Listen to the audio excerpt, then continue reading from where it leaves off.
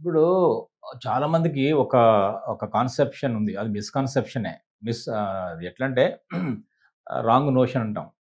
పిల్లలకి ఇది ఆక్యుపంక్చర్ పనిచేస్తుందో లేదో అని అనుకుంటారు. రెండవది దీర్ఘకాలిక సమస్యలకు, నొప్పులకు మాత్రమే ఆక్యుపంక్చర్ పనిచేస్తుంది అనుకుంటారు. కానీ కాదు. ఇప్పుడు సివియర్ కండిషన్‌లో ఉన్న, అక్యూట్ కండిషన్‌లో ఉన్నటువంటి migraine, fevers, body pains, kidney pains, kidney స్టోన్‌తో వచ్చేవి. అలాంటివి పిల్లల్లో కూడా ఇప్పుడు పిల్లలకు పనిచేయదేమో అనుకుంటారు. కానీ పిల్లల్లోనే ఆక్యుపంక్చర్ చాలా చాలా బాగా పనిచేస్తుంది. ఎందుకు చేస్తుందంటే పెద్దవాళ్ళలో ఈ అనారోగ్య సమస్యలు గడ్డకట్టుకుపోయాయి, ఘనీభవించాయి. ఆల్రెడీ అడ్వాన్స్ స్టేజ్‌కి వచ్చేసి ఉంటాయి. పిల్లలు అలా కాదుగా. వాళ్ళ ఇప్పుడిప్పుడే సమస్యలు అనారోగ్య సమస్యలు అప్పుడప్పుడే రావడానికి ప్రయత్నం చేస్తున్నాయి. ఆ టైంలో గనక ఈ న్యాచురల్ ఎనర్జీని ఆ పిల్లలకు గనక మనం ప్రెషర్ పాయింట్స్ నేర్పించినట్టయితే, లేదా చేసినట్టయితే మొగ్గలను తుంచేయొచ్చు. చిన్న చిన్న సమస్యల్ని అప్పటికప్పుడే తీసేయొచ్చు. అంటే గోటితో పోయే సమస్యల్ని గుడ్డల దాకా ఎందుకంటారే అలా చేయొచ్చనమాట. అందుకని పిల్లలు చాలా బాగా పనిచేస్తుంది. ఇప్పుడు ఈ పిల్లల్లో ఈ మధ్య కాలంలో మనం చూసే ఒక ప్రధాన సమస్య నాకు చాలామంది ఫోన్ చేసి అడుగుతుంటారు. అదేంటో గాని పిల్లలే ఫోన్ చేస్తారు. చేసి హైట్ తక్కువగా ఉన్నాము. హైట్ గ్రోత్ పెరగడానికి లేదా కొంచెం హైట్ ఇంక్రీజ్ కావడానికి ఏమైనా ఉన్నాయా అని అడుగుతుంటారు. అప్పుడు నేనేం చేస్తానంటే ఆక్యుపంక్చర్ పాయింట్స్ ఏమైనా ఉన్నాయా? లేదా డైట్ ఏం తీసుకోవాలని అడుగుతుంటారు. వాళ్ళకేం చెప్తానంటే వాళ్ళకు మీ పేరెంట్స్‌తో మాట్లాడించండి చెప్తాను. ఎందుకంటే పేరెంట్స్ కూడా ఇన్వాల్వ్ కావాలి. కుటుంబం అంతా ఇన్వాల్వ్ కావాలి. ఎందుకంటే డైట్ చెప్పాలి. ఒక ట్రీట్మెంట్ విధానాన్ని చిన్న చిన్న పిల్లలకు మనం డైరెక్ట్‌గా ట్రీట్మెంట్స్ విధానం చెప్పకూడదు కాబట్టి పేరెంట్స్‌తో గాని, వాళ్ళ బ్రదర్స్‌తో గాని పెద్దవాళ్ళతో ఫోన్ చేపిస్తాను. చేయమంటాను. వాళ్ళు చేస్తారు. తర్వాత వాళ్ళు ఒక్కోసారి విజిట్‌కొస్తారు. చాలా చాలా మంచి రిజల్ట్స్ ఉన్నాయి. ఇప్పుడు ఆక్యుపెన్షన్‌లో ఏంటంటే ఈ హైట్ ఇప్పుడు పెరిగే వయస్సులో ఉన్నారు. ఫర్ ఎగ్జాంపుల్ అమ్మాయిలు 18, 19 దాకా. అలాగే అబ్బాయిలున్నారు. అదొక 20, 22 దాకా, 21 దాకా కంఫర్టబుల్‌గా హైట్ పెరగడానికి వీలుంటుంది. అంటే గ్రోత్ హార్మోన్స్ అక్కడ ఆ టైంలో పుష్కలంగా ఉంటాయి. కానీ ఒక వయసొచ్చిన తర్వాత పెరగడం కష్టం. అలాగే పెరుగుదలనేది ఇంకొక విషయం మీద ఆధారపడి ఉంటుంది. అది వాళ్ళ ఫ్యామిలీ హిస్టరీ మీద ఆధారపడి ఉంటుంది. ఇక మూడో దాని మీద ఆధారపడి ఉంటుంది. వాళ్ళ డయటు, వాళ్ళ ఫిజికల్ యాక్టివిటీ. ఇది మూడో అంశం. అంటే మన ఫాదర్స్ పొట్టిగా ఉన్నారు. లేదా మా ఫోర్ ఫాదర్స్ కొంత అనుకున్నంత హైట్ లేరు. మరి నా జీవితం నేను ఇలాగే ఉండాలనుకుంటే అలా అనుకోకుండానే వీల్లేదు. కొంత ఇన్‌ఫ్లూయెన్స్ అవుతుంది. కానీ మనం సాధించుకోవచ్చు. ట్రై చేయాలి. సా ట్రై చేసి ఫెయిల్ కావడం వేరు. ఏం చేయాలి మనం? డయటరీ మార్పులు చేసుకోవాలి. ఆక్యుప్రెషర్ పాయింట్లు చేయాలి. అట్లాగే ఫిజికల్ యాక్టివిటీ చేయాలి. ఈ 3 పద్ధతుల ద్వారా మనకు మనం కొంతవరకు పెరిగే వయసులో ఉంటే మాత్రమే ఇందాక అనుకున్నాం అమ్మాయిలకు అప్ టు 18 దాకా పెరిగే వయస్సు, అబ్బాయిలకు 21 దాకా పెరిగే వయసు ఉంటుంది.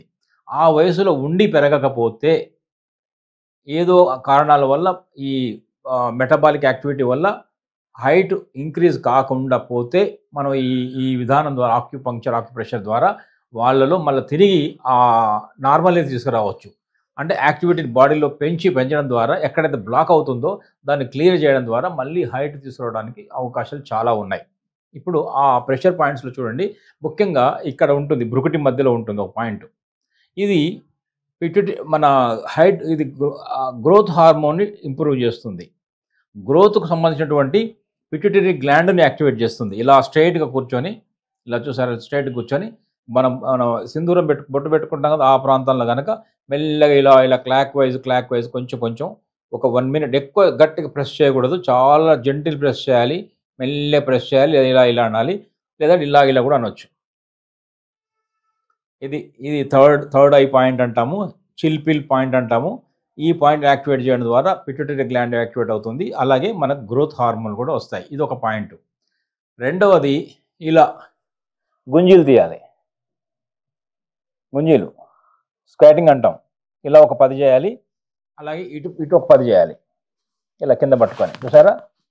ఇదొక 10 చేయాలి. ఇదొక రెండవ ఎక్సర్సైజ్ ఇది. మూడవది ఏంటంటే స్ట్రెచెస్ అంటాం. అలా పట్టి వేలాడడము, కాలు ఇలా ఓపెన్ చేయడము, స్ట్రెచెస్ చేస్తాం, ఎక్సర్సైజ్ చేస్తాం.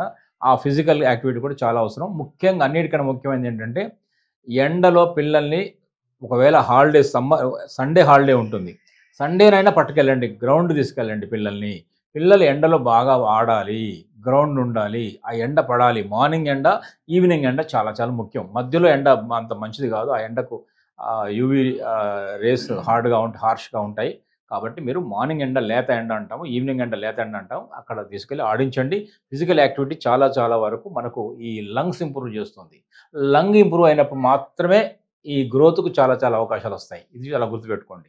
బ్రీతింగు, లంగ్ ఎనర్జీ ఈ మన హైట్ గ్రోత్‌కు దగ్గర సంబంధం ఉంది. ఇప్పుడు మనం ఇప్పటిదాకా మాట్లాడిన ఇలా మన స్కేటింగ్ అన్నమే గుంజీలు తీయాలని చెప్పానుగా. అది ఒక మన స్కూళ్ళల్లో పనిష్మెంట్ లాగా ఇస్తుంటారు చదవని పిల్లలకి. కానీ అది పనిష్మెంట్ గాదు. ఒక రకంగా చెప్పాలంటే ట్రీట్మెంట్ అది. మన ఎందుకంటే ఈ ఇయర్ లోపల అనేక ఆక్యుప్రెషర్, ఆక్యుపంక్చర్ పాయింట్స్ ఉన్నాయి. దీన్ని ఆరిక్యులర్ థెరపీ అంటాం. ఇదొక థెరపీ ఉంది. అద్భుతమైన రిజల్ట్ వస్తుంది. ఇది బ్రెయిన్ లోపల స్టిమ్యులేట్ చేయడం ద్వారా మనకు బుద్ధి గూడా పెరుగుతుంది. బౌద్ధికంగా గూడా మన ఎక్కువ జ్ఞాపక శక్తి పెరుగుతుంది. మెమరీ పెరుగుతుంది. కాన్సంట్రేషన్ పెరుగుతుంది. ఫోకస్ పెరుగుతుంది. చదువు గూడా బాగా చదువులో రాణిస్తాం. అది కూడా అడిషనల్‌గా ఉంటుంది. ఈ ఫోకస్ పెరుగుతుంది. గ్రోత్ హార్మోన్ ఉంటుంది. గ్రోత్ హార్మోన్‌లు కూడా డెవలప్ అవుతాయి. ఇంకొక ముఖ్యమైన విషయం ఏంటంటే డయట్‌తో పాటు, యాక్టివిటీతో పాటు మూడోదేంటంటే నిద్ర. నిద్ర అనేది నిద్రలోనే గ్రోత్ జరుగుతుంది. గ్రోత్ హార్మోన్స్ రిలీజ్ అయ్యేది నిద్రలోనే. కాబట్టి మీ పిల్లలు నిద్రపోవడానికి అవకాశం ఇవ్వండి. ఎర్లీగా పడుకోబెట్టి ఎర్లీగా అంటే ఎర్లీ ఇన్ ద సెన్స్ 10:00, 9:00 లోపు పడుకోబెడితే బెటర్ పిల్లల్ని. మళ్ళా తర్వాత మీరు చదివించాలనుకుంటే మీరు 5 తర్వాత, 6 తర్వాత, 5 తర్వాత తెల్లవారుజామున మెలుకువ వస్తుంది. అప్పుడు చదివించండి. కానీ పిల్లలు ప్రాపర్ పోవడానికి అవకాశంగా ఇవ్వాలి. ఈ సెల్ ఫోన్‌లు, తర్వాత ఈ టీవీలు వీటన్నిటికి దూరంగా పెట్టాలి. రాత్రిపూట ముఖ్యంగా మంచి డీప్ స్లీప్, మంచి స్లీప్ అనేది గ్రోత్‌కు చాలా ముఖ్యమని కూడా మన పిల్లలు గమనించాలి. నమస్తే.